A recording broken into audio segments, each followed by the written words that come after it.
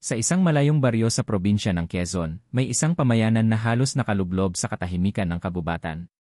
Tinatawag itong Sitio Madlum na papalibutan ng makakapal na puno ng bangkal, gabon, at matitinik na halaman. Walang kuryente, bihirang signal, at tila ba unti-unti nang kinakain ng kalikasan ang paligid. Dito nakatira ang pamilya ni Mang Celo at Aling Liza, kasama ang kanilang 7 taong gulang na anak na si Andres, o mas kilala sa palayaw na Andring. Tahimik at masayahing bata si Andring. Mahilig siyang maglaro sa tabing gubat, kung saan nakasanayan na niyang mag-ipon ng dahon, bato, at kung ano-anong bagay na napupulot niya. Bagamat maraming beses nang binilinan ng mga magulang na huwag masyadong lalayo, tila mas nangingibabaw ang kanyang kuryosidad sa paligid. Isang gabi, bago mag-alas 9 ng gabi, napansin ni Aling Liza na hindi pa umuwi si Andring. Karaniwan ay bago magdilim, naroon na siya sa kanilang bahay, bitbit ang kanyang kwento tungkol sa mga engkanto raw na kaibigan niya. Ngunit ng gabing iyon, tahimik ang paligid. Wala ring naririnig na tawanan ng bata. Agad na kinabahan si Aling Liza at tinawag si Mang Celo na nooy galing pa sa bukid. "Celo! Wala pa si Andring." "Hindi pa umuwi," sigaw ni Aling Liza habang hawak ang lamparang bigas. Nagmadaling lumabas si Mang Celo. Kasama ang ilang kapitbahay, agad silang nagsagawa ng paghahanap sa gubat.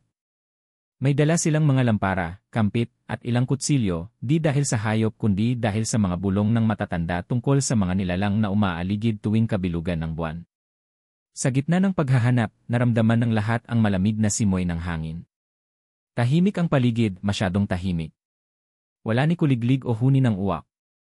Tanging langit-ngit ng mga tuyong dahon sa ilalim ng paa ang maririnig. Parang may mali, bulong ni Kadomeng, ang matandang taga-baryo na kilala sa pagkukwento ng kababalaghan. Ngayon lang uli na tahimik ng ganito ang gubat, dagdag niya. Parang noong kinuha ng gabunan yung bata ni Daling. Napatingin ang lahat sa kanya. Sa kabila ng kaba, tuloy ang paghahanap. Hanggang sa may isa sa kanila ang nakakita ng isang maliit na tsinelas, kulay pula, may palamuting bituin. Tiyak na kay Andring yon. Natagpuan ito sa ilalim ng punong gabon, isang uri ng puno na tinuturing ng matatanda bilang tahanan ng masamang espiritu. May marka pa ng tila kaladkad na paa sa lupa, papasok sa mas madilim na bahagi ng gubat. "Hindi ito gawa ng tao," bulong ni Mang Celo, nanginginig ang boses. "Kinuha ang anak ko, pagbalik nila sa baryo, hindi nila masabi kung paano ipapaliwanag ang pagkawala ni Andring. Ang buong lugar ay nabalot ng takot at pagkalito. Isang batang nawala na naman, at ito'y tila ba naulit ang kasaysayan, isang alamat na akala ng lahat ay kathang-isip lamang."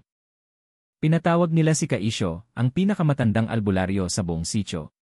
Mahina na ang kanyang pandinig ngunit matalas pa rin ang kanyang pakiramdam. "Ang gabunan," mahina niyang sinabi habang sinisindihan ang kanyang insenso. "Nilalang na galing sa lahi ng mga anito. Kumikilos sa dilim, kumukuha ng kaluluwa ng mga inosente." Napatingin si Aling Liza sa asawa niya, sabay yakap ng mahigpit. "Paano po namin siya mababawi?" Sa 13 gabi, muling bubukas ang daan papunta sa pugad ng gabunan. Ngunit hindi sapat ang tapang. Kailangan ng agimat. Kailangan ng panata. At sa gabing iyon, habang umiiyak sa sulok si Aling Liza at walang magawa si Mang Celo, kundi titigan ang madilim na kabubatan, nagsimula ang kwento ng paghahanap, laban, at katotohanang mas matindi pa sa anumang bangungot. Makalipas ang gabing iyon, tila nabago ang daloy ng buhay sa Sitio Madlum. Ang mga dating masayahing bata na tumatakbo sa ilalim ng araw ay hindi na pinapayagang lumabas ng bahay. Ang mga matatanda naman ay tila naging mas tahimik, palaging nagdarasal, at nag-aalay ng kandila sa mga punsot damba ng gawa sa bato at kahoy. Ang pagkawala ni Andring ay hindi lamang nagdulot ng lungkot, ito ay muling gumising sa mga kasaysayang pilit nilang nilimot. Kinabukasan, bumalik si Mang Celo at ilang kalalakihan sa lugar kung saan nakita ang tsinelas ng bata. Sa araw, mas malinaw na nakita ang paligid. Ngunit higit na kahindik-hindik ang kanilang nadiskubre, may mga bakas ng paa, ngunit hindi paa ng tao. Malalaki ang hugis nito, tila ba may 3 daliri lamang, at may mga bakas ng matatalas na kuko na tila humuhukay sa lupa habang lumalakad. Hindi ito hayop, bulalas ni Katuro habang sinusukat ng tingin ang bakas. Parang halimaw. Nagtawanan ng bahagya ang ilan, pilit binabaling ang takot sa biro, ngunit agad itong naputol nang biglang tumahimik ang paligid. Wala ni isang ibon ang naririnig. Wala ring hangin. Mistulang huminto ang oras. Isa sa mga binatilyo ang napayuko at napansin ang kakaibang halaman sa lupa, isang uri ng lumot na kulay itim at kumakapit sa balat. Nang hipuin niya ito, biglang dumilim ang langit kahit tanghaling tapat pa lamang. Umalis na tayo rito, mariing sambit ni Marcelo. May masama sa lugar na ito. Pagsapit ng gabi, muling nabalot ng katahimikan ang buong sitio. Ngunit ang katahimikang ito ay hindi ang karaniwang payapa, ito ay mas malapit sa isang nakabibinging hilakbot. Sa bawat tahanan, sinindihan ang mga kandila sa bintana. Ang ilan ay nagbitin ng bawang, asin at krus sa kanilang pintuan. Maging ang mga aso'y ayaw tahulan at ang mga pusa ay nagtago sa ilalim ng mga kubo. Sa bahay ni Marcelo, halos hindi na nakatulog si Aling Liza. Laging nakatuon ang kanyang tenga sa bawat tunog, kaluskos ng dahon, ihip ng hangin, tunog ng bubong. Lahat ay pinagmumula ng kaba. Sa kanyang mga mata, laging umaasa na baka biglang bumukas ang pinto at pumasok si Andring, ngumiti at sabihin, "Andito na po ako, inay." Ngunit sa halip, narinig nila ang tunog ng mga yapak sa labas ng kanilang kubo. Tok-tok-tok, tatlong mabagal na katok. Walang nagsasalita. Walang sumisigaw. Ngunit alam nilang may naroroon. Wala kang bubuksan, bulong ni Marcelo sa asawa habang marahan niyang kinarga ang itak. Tumigil ang katok matapos ang ilang minuto. Ngunit hindi ang takot sa puso nila. Nang sumilip si Marcelo sa siwang ng bintana, nakita niya sa may bakuran ang isang figura, matangkad, payat, nakatungo, at tila humihinga ng malalim. Ngunit ang pinakakakaiba ay tila may karga itong bata. Andring, bulong niya. Kinabukasan, kinonsulta nilang muli si Kaisyo. Sa tulong ng mga giniling na halamang gamot, lumang aklat at mutya, inilahad niya ang posibleng dahilan ng mga kakaibang pangyayari. Gabunan isa siyang tagapagbantay ng kagubatan noon, ngunit isinumpa ng mga diwata nang siya'y magpakasama. Sa tuwing may nawawalang bata, siya'y kumikilos upang palitan ang kanyang nawawalang pagkatao, kinukuha ang kabataan, kaluluwa, at alaala upang manumbalik ang kanyang anyong tao. Napailing si Aling Liza. Pero bakit ang anak ko? Dahil inosente si Andring. Malinis ang puso. Iyon ang kailangan ng gabunan upang makumpleto ang ritual ng pagbabagong anyo. May banggit din po kayo ng isa pang nilalang si Bangkilan, tanong ni Marcelo. Tumahimik sandali si Kaisyo. Si Bangkilan ang anino ng gabunan. Siya ang tagapangalaga ng madilim na bahagi ng kagubatan. Kung si gabunan ay nagdududa paminsan, si Bangkilan ay pawang kasamaan. Kapag nagsama sila, walang makakaligtas. Dahil dito, nagsimula ng gumising ang mga matatanda ng sitio. Sa pangunguna ni Kaisyo, nagkaroon ng pag-uusap ang mga matanda, mga magulang, at mga binata ng baryo. Plano nilang magbantay tuwing gabi, at maglakad sa hangganan ng gubat tuwing umaga. Ngunit pinayuhan silang mag-ingat dahil ang halimaw na kanilang hinaharap ay hindi lang basta hayop. Isa itong nilalang na kayang magbago ng anyo, magpakita ng ilusyon, at bumighani gamit ang anyo ng mahal sa buhay. Habang lumilipas ang mga araw, may mga taong nagsimulang makakita ng mga kakaiba. Isang batang babae ang nagsabing nakita raw si Andring sa tabi ng ilog, ngunit nang lapitan nila ito, bigla itong naglaho. May isa ring mangingisda na nakakita ng aninong hugis bata sa ilalim ng tulay, ngunit nang sundan niya, natagpuan niyang sarili niya sa gitna ng kakahuyan, at hindi na niya matandaan kung paano siya napunta roon. Lumipas ang isang linggo. 12 araw na mula nang mawala si Andring. At kinagabihan ng 12 araw, muling tumahimik ang buong sitio. Isang tahimik na gabi ang pinakatahimik sa lahat. Ang huni ng kuliglig, wala.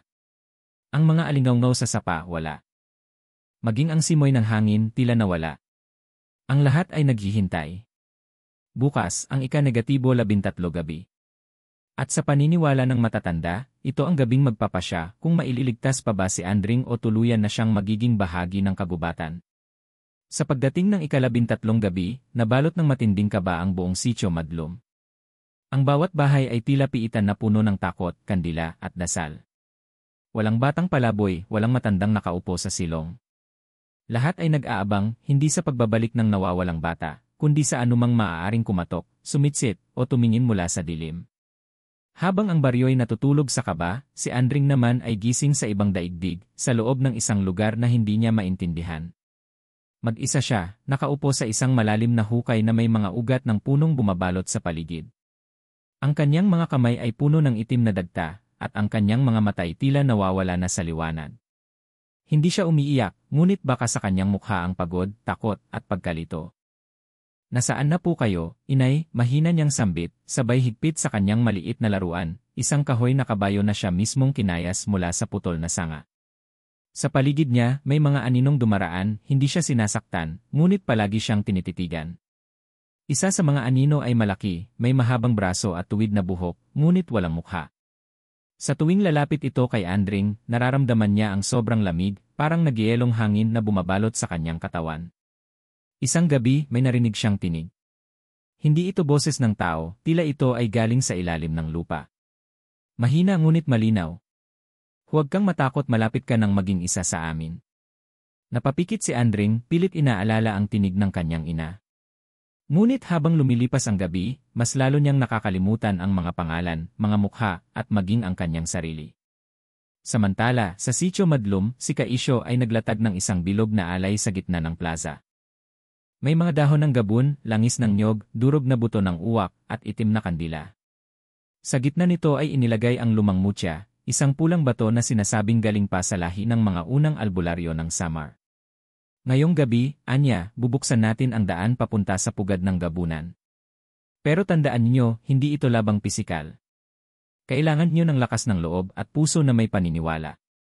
Pumili sila ng 3 lalaking sasama sa ritual, si Marcelo, na ama ni Andring, si Katuro, isang matapang na mangingisda, at si Elias, isang binatang may lahing babaylan. Pagsapit ng hating gabi, nagsimula ang ritual. Humuni si Kaisyo ng matandang dasal habang ang 3 lalaki ay pinahiran ng langis at binigyan ng taglay na proteksyon, isang dahon ng saging na may ukit ng sinaunang baybayin, at isang pirasong balat ng ahas na sinabuyan ng asin. Sa gitna ng kanilang panalangin, biglang umihip ang malakas na hangin. Dumilim ang paligid kahit maliwanag ang buwan. Umalimbukay ang lupa sa gitna ng alay, at unti-unting bumukas ang isang bilog na siwang sa lupa, tila pinto patungo sa ibang dimensyon. "Pasukin na ninyo," sigaw ni Kaisyo. Walang alinlangan na lumusong sina Marcelo, Katuro, at Elias sa loob ng siwang. Ramdam nila agad ang matinding lamig, tila kasabay ng bawat hakbang ay nababawasan ang kanilang lakas. Sa paligid nila ay puno ng ugat, itim na halaman, at mga mata na animoy nakasabit sa mga sanga. Pagdating nila sa loob, bigla silang nabingi. Walang tunog, kahit ang sarili nilang hakbang ay tila hindi marinig. Ngunit sa di kalayuan, may nakita silang liwanag, manipis at pumipintig, parang kandilang palaging papatayin ng hangin. Lumapit sila roon at natagpuan ang isang malaking punong gabon. Sa ilalim nito ay may hukay at sa loob ng hukay si Andring. "Anak," sigaw ni Marcelo, ngunit walang tugon. Si Andring ay nakaupo, nakatingin lamang sa isang direksyon. Sa kanyang tabi ay may nilalang, matangkad, payat, kulay abo ang balat, may mahahabang kuko at walang mata. "Ito na si gabunan. Kunin niyo na siya," sigaw ni Elias habang inaabot si Andring. Ngunit bago pa nila mahipo ang bata, sumigaw ang gabunan, isang huni na parang libong ahas na sumisitsit sabay-sabay. Biglang gumalaw ang mga ugat mula sa lupa at tinangkang igapos sina Marcelo at Katuro. Ngunit sa sandaling iyon, kinuha ni Elias ang mutya sa kanyang bulsa at itinapat ito sa gabunan. "Sa ngalan ng liwanag ng ating mga ninuno, pawiin ang dilim," sigaw ni Elias. Pumiglas ang gabunan at nagsimulang magliyab ang paligid. Si Andring ay napahawak sa kanyang ulo, tila nasasaktan sa ingay ng ilaw. "Huwag kang matakot, anak.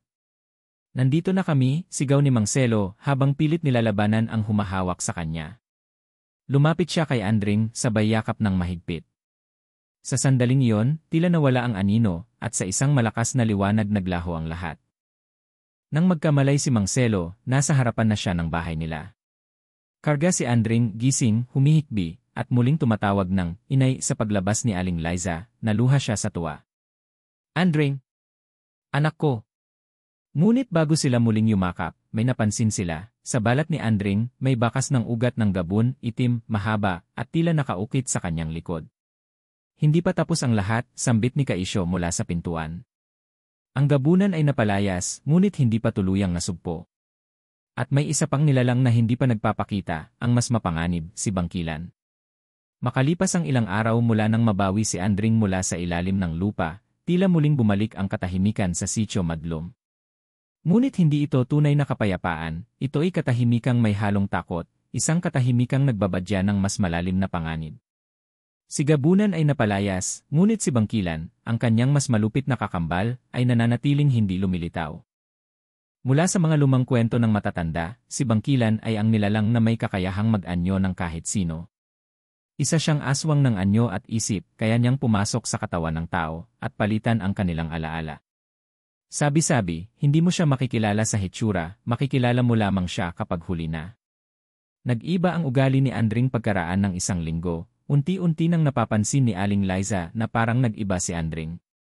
Hindi na ito masyadong nagsasalita, hindi na rin naglalaro ng kabayong kahoy, at tuwing gabi, madalas itong naglalakad sa likod ng bahay at nakatingin sa mga punong gabon. "Anak, anong tinitingnan mo riyan?" tanong niya minsan. Ngunit isang malamig na sagot lamang ang kanyang nakuha, "Inaantay ko siya." Hindi pa siya tapos. Kinilabutan si Aling Liza. Tinawag niya si Mang Selo at agad nilang dinala si Andring kay Kaisyo para ipatingin. Doon, kinilatis ni Kaisyo ang bata, pinulsuhan, sinulyapan sa mata, at pinainom ng langis na may durog na dahon ng banaba. Matapos nito, saglit siyang tumahimik. Ang katawan ng bata ay narito, pero ang kaluluwa niya parang may kapiling. "Anong ibig mong sabihin, Kaisyo?" ani Mang Selo na hindi maitago ang takot. May aninong nakadikit sa kanya. Isang espiritong matanda, tuso, at marunong magtago. At may hinala akong ito na ang si Bangkilan. Pagsisiyasat sa lumang aklat ng baryo upang makatiyak, ipinatawag ni Kaisyo ang mga tagapangalaga ng Librong Itim, isang lumang aklat na iniingatan sa kuweba ng Lumang Tagbilaran, isang sagradong lugar na tanging mga albularyo ng dugo lang ang pinapahintulutang pumasok. Pinangunahan ni Elias ang paglalakbay. Kasama niya si Turo, na kahit sugatan pa rin mula sa laban kay Gabunan ay nagpilit na sumama. Habang binabagtas nila ang masukal na daan papuntang kuweba, may mga aninong sumusunod sa kanila, maliliit, mabilis, at halos hindi makita. Ngunit hindi sila umatake. Nang dumating sila sa kuweba, agad nilang binuksan ang Librong Itim. Doon, nakita nila ang guhit ni Bangkilan. Isang mukhang mahirap ilarawan, kalahating tao, kalahating hayop. Ang mga mata nito'y puro puti, walang itim. May sungay na putol at may bibig na nakangisi. Ngunit ang pinakanakapangingilabot ay ang inskripsyon sa ilalim ng guhit, siya na may libong mukha, ngunit isa lamang ang tunay, ang mukhang ginagamit upang manlinlang sa huli. Sa ibaba ng pahina, may nakasulat din, upang mailantad si Bangkilan, kailangang ipakita sa kanya ang sariling refleksyon mula sa tubig ng ilog kung saan siya ipinanganak, ang ilog Matandang Madlum. Ang pagsubok sa ilog agad na bumalik sina Elias sa baryo upang ihanda ang susunod na hakbang, dalhin si Andring sa ilog Matandang Madlum at ipatingin ang kanyang refleksyon. Ngunit hindi ito madaling gawin. Sa araw ng pagsubok, binantayan ng halos buong baryo ang daan patungong ilog. Si Andring ay tila walang emosyon, tila robot na sumusunod sa utos. Sa kanyang mga mata, may lalim na parang hindi bata. At habang papalapit sila sa tubig, bigla siyang huminto. "Ayaw ko," sambit ng bata. "Bakit, anak?" tanong ni Mang Selo. Kung makikita niya ang sarili niya, mawawala siya at ako rin. Ang katotohanan doon na napagtanto ni na Elias at Kaisyo ang matinding katotohanan, hindi lang si Bangkilan ang pumasok kay Andring. Nagsanib sila. Ang kaluluwa ni Andring ay pilit na nilalabanan si Bangkilan sa loob ng kanyang katawan. Kaya't nagiging kakaiba ang kanyang kilos, may mga oras na siya, may mga oras na hindi. Inilapit nila si Andring sa tubig habang sinisigaw ng mga tao ang kanyang pangalan. At nang saktong tumingin si Andring sa refleksyon niya sa tubig, sumigaw ito ng ubod lakas, tila dalawa ang boses, isang tinig ng bata, at isa, malalim, parang hayop. Biglang umalon ang ilog kahit walang hangin. Mula sa refleksyon ay lumitaw ang mukha ni Bangkilan, nangangalit, nag-aapoy ang mga mata, at nagsisigaw ng, "Hindi niyo ako kayang itaboy. Ako ang alaala ng lupaing ito. Ako ang takot ng inyong lahi." Ngunit sa gitna ng kaguluhan, sumigaw si Elias habang hawak ang mutyang pula mula kay Gabunan, sa ngalan ng liwanag ng lupa, sa tubig ng buhay, lumayas ka. Itinapon niya ang mutya sa gitna ng ilog. Umilaw ito, at unti-unting nahati ang tubig, parang hinahawi ng di nakikitang kamay. Sa sandaling iyon, tumilapon si Andring, at mula sa kanyang katawan ay lumabas ang isang aninong itim na parang usok, ang tunay na anyo ni Bangkilan. Pagbalik ni Andring nang tuluyang mawala ang anino sa hangin, nawalan ng malay si Andring. Dali-dali siyang binuhat ni Mang Selo at dinala sa baybayin. Matapos ang ilang oras, nagmulat siya ng mata. Ngiti ang bumungad sa kanyang mukha. Inay, mahinang sambit niya. Umiyak si Aling Liza. Si Elias at Kaisyo ay napayuko sa paggalang sa lakas ng kaluluwa ng bata, isang batang nilabanan hindi lang ang mga nilalang sa dilim, kundi pati ang mismong kadiliman sa kanyang kalooban. Ngunit bago pa sila makauwi, isang kakaibang tunog ang narinig mula sa kakahuyan tila sipol ng hangin na may halong iyak. Gabunan ay nawala, si Bangkilan ay lumisan pero hindi sila nag-iisa. Lumipas ang mga linggo mula nang tuluyang maitaboy si Bangkilan mula sa katawan ni Andring. Tahimik ang paligid. Nagsimula nang bumalik sa normal ang takbo ng buhay sa Sitio Madlum. Si Andring ay muling nakangiti, si Aling Liza ay masigla na ulit, at si Elias ay abala sa pagtuturo ng mga lumang kaalaman ng mga albularyo sa mga bagong kabataan. Ngunit may kakaiba sa kalendaryo ng buwan. Habang papalapit ang ikatlong Sabado ng buwan, napansin ni Kaisyo ang pulang bilog sa kanyang lumang talaan. Isa itong tanda ng dugo ang buwan, isang bihirang pangyayari tuwing ika-40 taon kung kailan ang buwan ay nagiging pula at ang laylayan ng langit ay parang nasusunog. Ito raw ang gabi ng pagbubukas ng pinto ng mga naitaboy, isang tagpo kung kailan maaaring bumalik ang mga nilalang na itiniwalag ng liwanag. Ang panaginip ni Andring 3 araw bago sumapit ang dugo ang buwan, nagsimulang managinip muli si Andring. Hindi ito basta-bastang panaginip. Sa bawat gabi, gigising siyang umiiyak, nanginginig at sinasabing, nasa itaas ng punong gabon siya. Siya ay mas malaki, mas gutom, mas galit. Kinilabutan si Aling Liza. Sa ikatlong gabi ng ganitong panaginip, tinawag niya agad si Elias. Pinakiusapan niyang ipagbalik si Kaisyo mula sa kabundukan, kung saan ito pansamantalang nagmumuni. Pagdating ni Kaisyo, pinasilip niya si Andring sa basag na salamin ng kanyang mutyang bato. Doon nila nakita ang isang nilalang na nakatayo sa itaas ng gabun, mas malaki sa gabunan, mas itim kaysa sa gabi, at may pakpak na halos kasing lawak ng kalangitan. Totoo nga eh. Bulong ni Kaisyo. Ito na ang pinakamasamang inaasahan natin. Anong ibig mong sabihin? Tanong ni Elias. Ang gabunan at bangkilan ay kambal ngunit may ikatlong kapatid. Ang pinakamatanda. Siya ang hindi kailanman natapakan ng lupa dahil siya ay isinilang sa langit ng dilim. Siya si Dumakil. Pagbabalik ng sinaunang halimaw ayon sa librong itim, si Dumakil ay ang unang aswang na hindi isinilang sa lupa kundi sa pagitan ng mundo at impyerno. Siya ang tinatawag na aninong walang lupa. Ang kanyang misyon, tipunin muli ang kanyang mga kapatid at ibalik ang lahing nilikha mula sa pinagmulan ng takot. Sa tuwing sasapit ang dugo ang buwan, may pagkakataon si Dumakil na dumaan sa langit at lumapag sa lupa. Ngunit upang tuluyang makatawid, kailangan niya ng 3 alay, isang sanggol, isang albularyong may dalisay na dugo, at isang bata na nalampasan ang dilim, at iyon ay walang iba kundi si Andring. Mga pagkawala at alay 2 araw bago ang dugo ang buwan, naglaho ang sanggol ng isang mag-asawa sa kabilang baryo.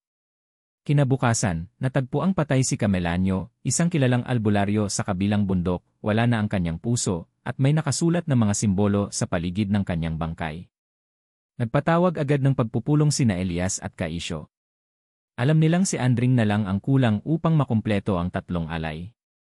Kung hindi natin maililigtas si Andring, mabubuksan ang pinto para kay Dumakil, ani Kaisyo habang nanginginig. At kapag siya'y nakatawid, hindi lang Sitio Madlum ang masasakop kundi ang buong mundo. Paghahanda sa gabi ng dugo ang buwan agad na ipinatawag ang lahat ng matandang babaylan, mga tagapag-ingat ng mutya, at ang mga bagong tagapagtanggol ng baryo. Naglagay sila ng proteksyong anting-anting sa bawat bahay, nagtanim ng bawang at asul na luyang dagat sa paligid ng gabon, at naghanda ng kalasag ng lahi, isang sinaunang pananggalang nagawa sa pinaghalong abo ng mga banal na halaman, dugo ng tandang, at hinulmang bakal mula sa talim ng sagradong punyal ni Elias. Habang papalapit ang gabi, unti-unting namumula ang langit.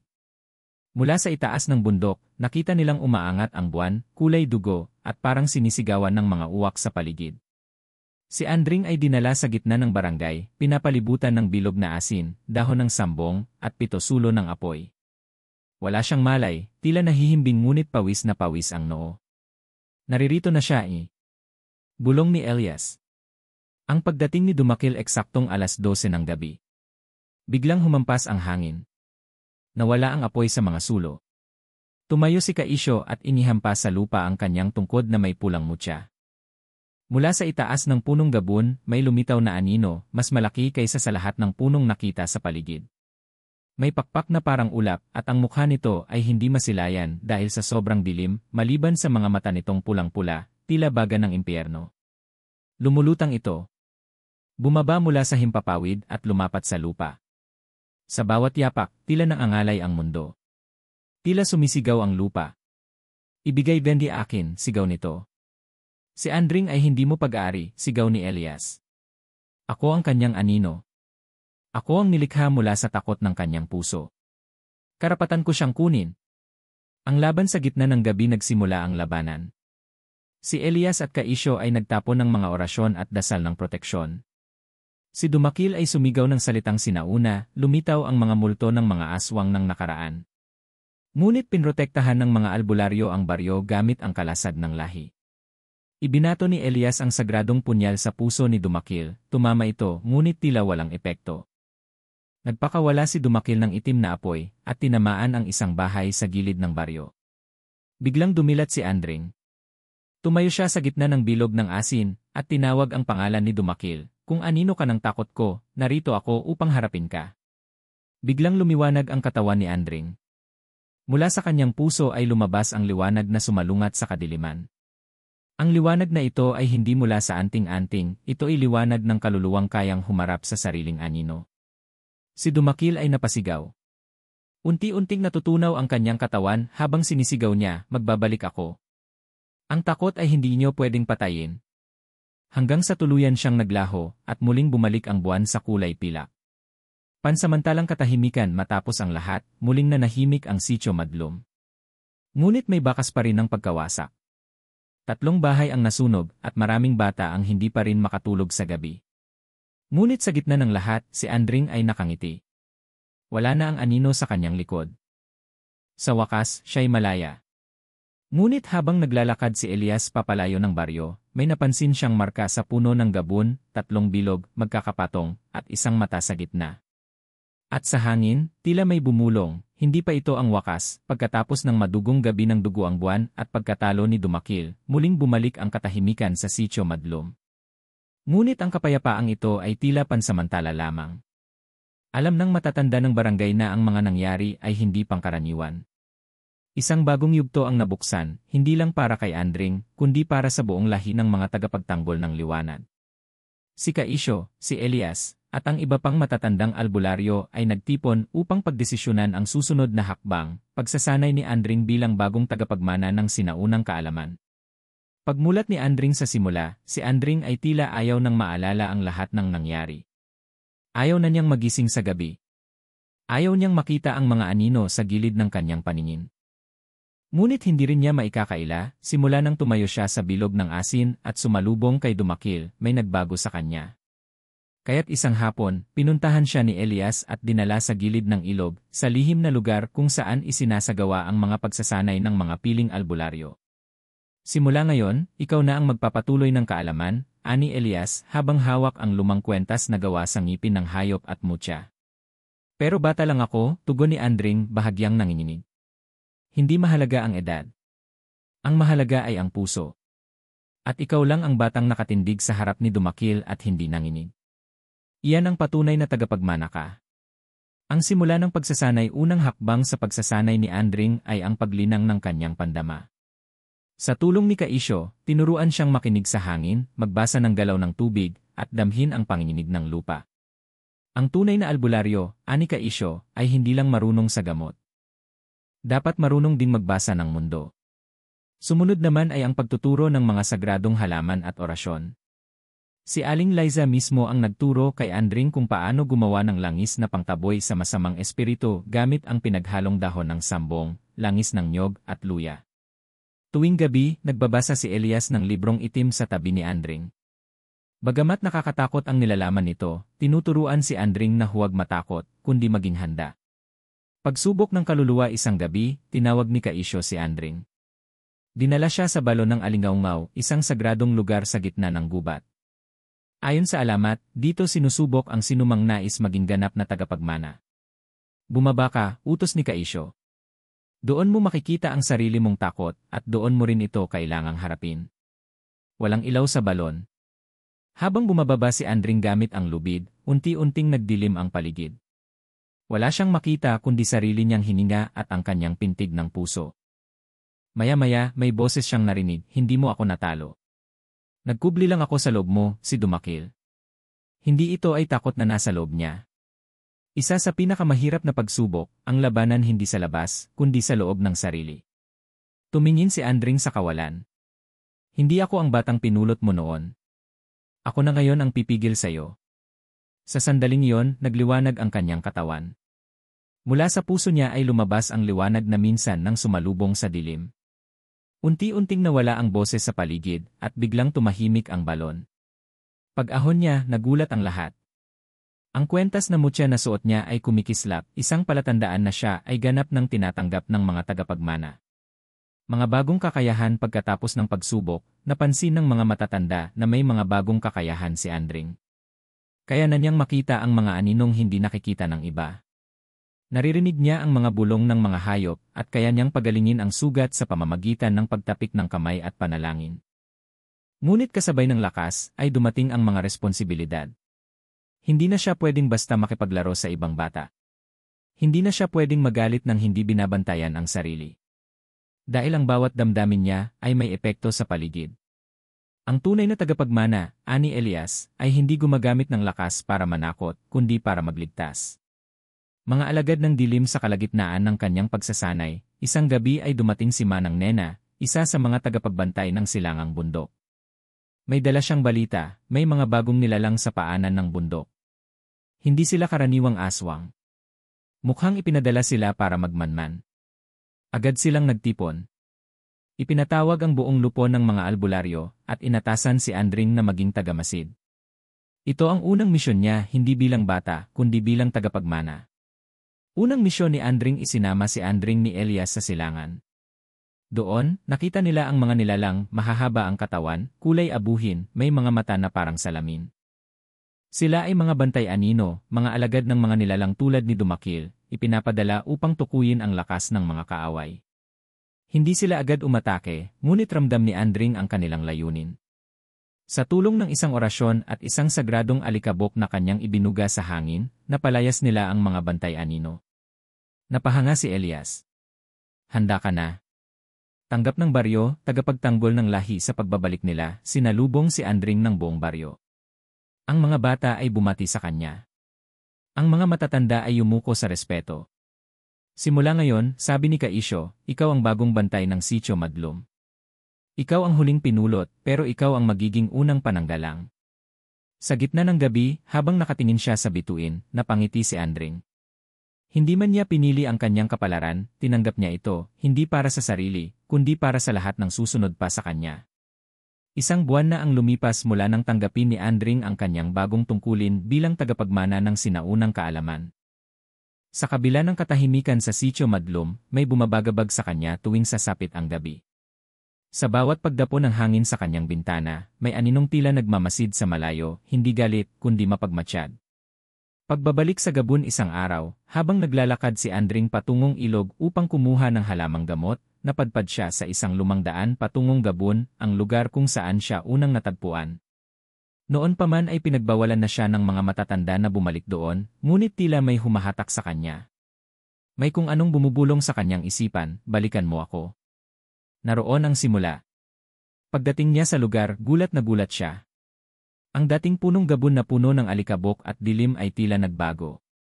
Tumubo ang makakapal na damo sa paligid, at sa gitna ng puno ay may lumang simboryo ng bato na hindi niya natatandaan na naroon noon. Lumapit siya, at sa harap ng simboryo ay isang ukit na larawan ng isang batang may hawak na sulo. "Parang ako," bulong ni Andring. Ang aklat ng alab sa pagkapit niya sa ukit, biglang kumislap ang bato at bumukas ang lupa. Mula roon, lumabas ang isang kahon na yari sa kahoy at metal. Sa loob nito ay isang lumang aklat na may pamagat, ang aklat ng alab, lihim ng mga tagapagsindi. Mabilis siyang bumalik sa sitio at ipinakita ito kina Elias at Kaisyo. Laking gulat ng mga matatanda. "Hindi namin inaakalang totoo ito," bulong ni Kaisyo. Iyan ang aklat ng mga unang tagapagtanggol laban sa madilim na lahi ng bangkilan. Akala namin, nawala na yan, ayon sa kasaysayan, bago pa man dumating sina Dumakil at ang mga nilalang ng dilim, may isang lahi na kilala bilang mga tagapagsindi, mga tagabantay ng apoy ng liwanag. Sila ang nagsisilbing sulo tuwing kumakapal ang dilim sa kabundukan. Ngunit sa kasaysayan, tinurong nilipol na sila ng mga nilalang mula sa Gabon. Lihim ng pinagmulan ni Andring habang binabasa ni Elias ang mga pahina ng aklat, natuklasan nila ang isang nakakagulat na bahagi. Nakasaad doon ang isang propesya, sa huling yugto ng gabi, may isang batang isisilang mula sa anino at apoy. Siya ang magdadala ng liwanag sa gitna ng nagbabalik na kadiliman. Tahimik si Andring. Tila unti-unting nagsasama-sama ang mga piraso ng palaisipan. Teka, ani Elias, ang sinasabi rito, hindi ka pinulot ng Gabon kundi ikaw ay isinilang mula rito. Gulat ang lahat. Paano nangyari yon? Ang Gabon ay tirahan ng dilim ng mga nilalang tulad ng bangkilan. Pero kung totoo ito, nangangahulugan ba na kalahating liwanag at kalahating anino si Andring? Ang bangkilan at ang itinagong katotohanan lumipas ang ilang araw, may dumating na matandang babae sa Sitio Madlum. Nakasuot siya ng itim at puting lambong, at may dala siyang baston na may ukit ng palong manok. Nagpakilala siyang si Lola Calma, isang tagabantay ng hangganan sa pagitan ng mga mundo. Dumating na ang panahon para malaman mo ang totoo, ani Lola Calma. Ako ang kumupop sa iyong ina, isang tagapagsindi na inatake ng bangkilan. Bago siya namatay, iniluwal ka niya. At ikaw ang huling anak ng liwanag na inihulog sa Gabon upang itago sa mga nilalang ng dilim. Hindi makapagsalita si Andring. Ibig sabihin, hindi siya pinulot ng Gabon. Siya ay itinago. At ang sagradong ugat ng kanyang dugo ay may kakayahang wasakin ang mga nilalang ng kadiliman. Pagbabalik ng mga bangkilan habang lumalalim ang gabi, may mga kwentong muli na namang lumalaganap. May mga alagang hayop na nawawala. May mga batang nananaginip ng mga nilalang na may mahahabang kuko. Sa tuwing tititig si Andring sa langit, para bang unti-unting nawawala ang mga bituin. Sabi ni Elias, ang mga bangkilan ay hindi na lang nanonood. Nagpapadala na sila ng mga pasimuno upang alamin kung handa na tayo. At ang mga mata ng Gabon ay muling nagbubukas. Desisyong harapin ang Gabon, hindi na pwedeng tumahimik si Andring. Hindi na siya maaaring manatiling bata. Dala ang aklat ng alab, nilapitan niya sina Elias, Kaisyo, at ang mga matatandang albularyo. Kailangan kong bumalik sa Gabon, anya. Kailangan kong harapin ang lihim ng aking pinagmulan at pigilan ang pagbabalik ng dilim. Bagamat labag sa loob ng mga nakatatanda, pinayagan siya. Kasama niya sina Elias, Aling Liza, at si Lola Calma. Sa muling pag-apak nila sa Gabon, nag-iba na ang anyo nito. Hindi na ito basta kakahuyan, isa na itong kumikilos na nilalang. Ang mga puno ay may mga mata. Ang lupa ay humihinga. At sa gitna, ay naroroon ang nilalang na siyang tunay na pinuno ng dilim, si Kalagim. Pagbubunyag ng Kalagim sa isang tunog na tila halinghing ng daang tao, nagsalita si Kalagim. Ikaw, batang isinilang mula sa liwanag, itinapon sa aking piling, ngayon ay magpapasya, babalik ka ba sa amin o wasakin mo ang pinagmulan mo? Napagtanto ni Andring, hindi ito laban lang sa labas, kundi laban sa sarili. Bahagi siya ng Gabon. Pero siya rin ay bunga ng liwanag. At ang tunay na tagapagsindi ay hindi kailanman pinili ng kadiliman. Huling linya bago ang labanan itinaas ni Andring ang aklat ng alab. Mula rito ay lumabas ang liwanag na sumiklab at umabot sa langit. Sumigaw siya ng orasyon at ang buong Gabon ay tila nagliyab. Ngunit hindi pa tapos ang lahat. Dahil sa susunod na yugto, ang huling sagupaan ay sisiklab. Ang gabi ay hindi kailanman naging ganito kadilim sa Sitio Madlum. Mula sa Gabon, lumalaganap ang usok na tila may buhay, humahaplos sa mga puno, nagpaparalisis sa mga hayop, at sumasakal sa mga espiritu ng lupa. Sa gitna ng kagubatan, naroon si Andring, hawak ang aklat ng alab, kaharap ang pinuno ng mga bangkilan, si Kalagim, at nakapalibot sa kanila ang hukbo ng mga nilalang ng kadiliman. Paghahanda ng liwanag habang umuugong ang hangin ng sumpa at lagim, tinipon ni Elias ang mga albularyong matagal nang nananahimik sa bundok, sina Kaisyo, Aling Liza, Mang Palot, at maging ang mga espiritista ng kabilang ngayon. Inutusan niya ang mga binatilyo ng sityo na maghanda ng mga buntal na may asin, bawang, at batong tinabunan ng araw. Sa gitna ng taniman ng saging, nagtayo sila ng isang bilog na tanggulan, gawa sa sinaunang mutya at dasal, upang magsilbing huling tahanan ng liwanag. Kailangan nating ipunin ang enerhiya ng lupa at langit, ani Aling Liza. Hindi sapat ang orasyon, kailangan ang paninindigan.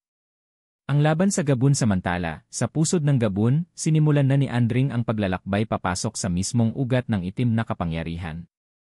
Ang mga aninong dating nagpapakita lamang tuwing dapit hapon, ngayon ay naging mga hayop na may mga bibig sa tiyan, matang naglalagablab, at balat na parang uling. Ngunit sa bawat paglapit ng kadiliman, lumiliwanag ang katawan ni Andring, isang palatandaan na nagsimula na ang paggising ng kapangyarihan ng tagapagsindi. Bawat hakbang ay nag-iwan ng bakas na nasusunog ang lupa, isang apoy na hindi nakakasugat sa kabutihan, ngunit sumusunog sa kasamaan. Ang pagbabagong anyo ni Kalagim sa wakas, lumitaw si Kalagim, ang halimaw na nagtataglay ng boses ng sandaang kaluluwa. Ang anyo nito ay hindi tulad ng ibang bangkilan, ito ay parang sinapian ng mga espiritu, may 3 ulo, 6 na paa, at buntot na parang ahas na may dila. Bakit ka lumalaban sa pinanggalingan mo, Andring, anito, anak ka ng Gabon? Bahagi ka namin.